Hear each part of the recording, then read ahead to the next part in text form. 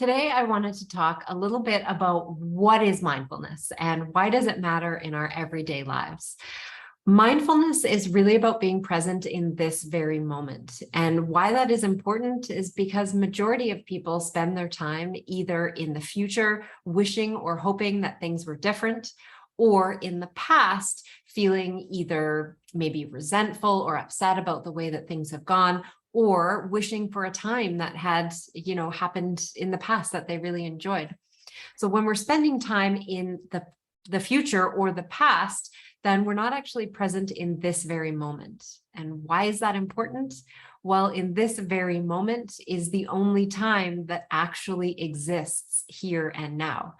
It's really kind of a huge concept that can be a little bit tricky to actually wrap your mind around. It's something that we can think about logically, but actually feeling and understanding is a whole different thing. It's a whole different level.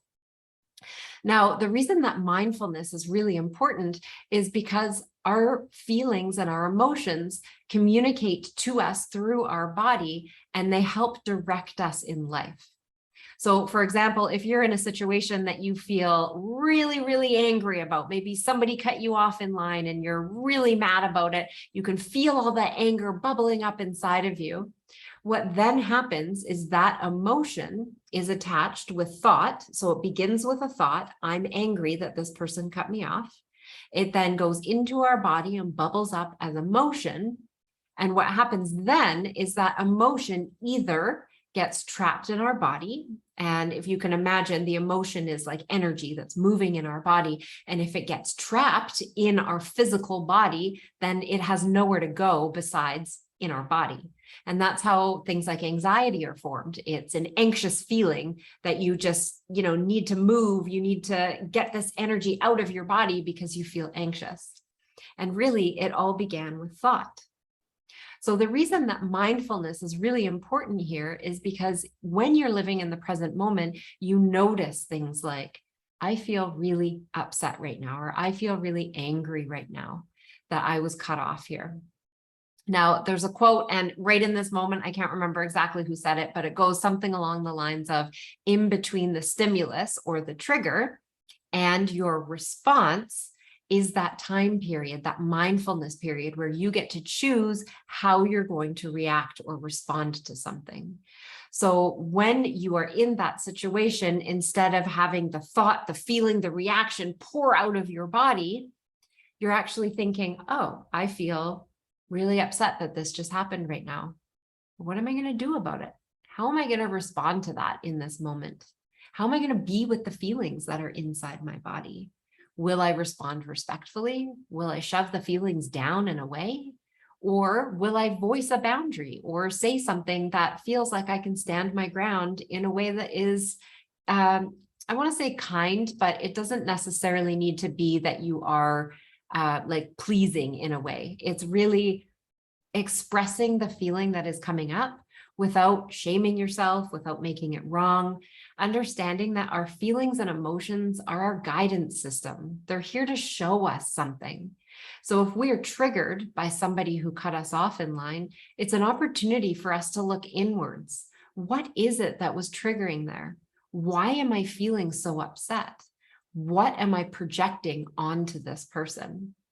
So the mindfulness is that gap, that period that happens in between the trigger or the stimulus and your response. You have that window of time, no matter how long it is, you have that window of time for self-inquiry, to ask yourself the questions like, why was that so triggering for me?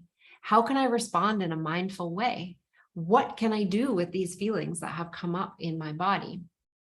Now, when you don't do something with the feelings that come up, or you react, you have an explosion, feeling really upset about something, then that takes it to the next level. Now it's in your energetic body, and it's something that your energetic body works in unison with the law of attraction.